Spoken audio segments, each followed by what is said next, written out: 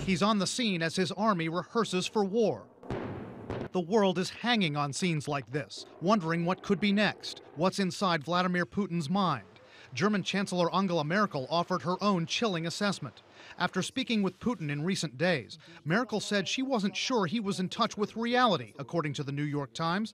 She reportedly said he was, quote, in another world. He really believes, President Putin, that somehow Crimea is in danger from what the Russians call fascists and terrorists who are in Kiev. This means maybe he isn't as well briefed on the real situation as he could be. Others believe Putin's very much in touch with the reality he sees. The upheaval in Ukraine, they say, is a threat to his goal of reasserting Russia's power in places it used to dominate. Putin wants to restore the Russian Empire, which Ukraine is the crown jewel.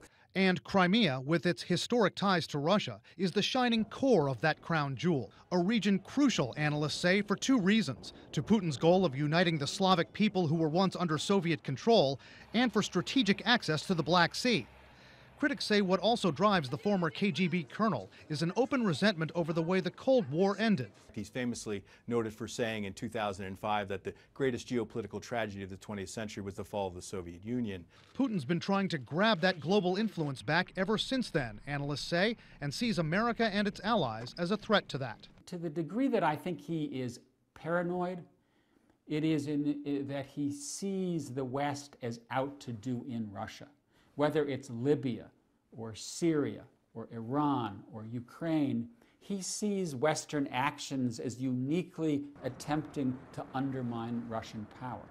But Putin could also be feeling emboldened in Ukraine, emboldened from his rival's recent failure to strike in Syria. Mr. Putin basically thinks that President Obama and the Americans and the Europeans are kind of wimps, and that he can roll them when he sees fit.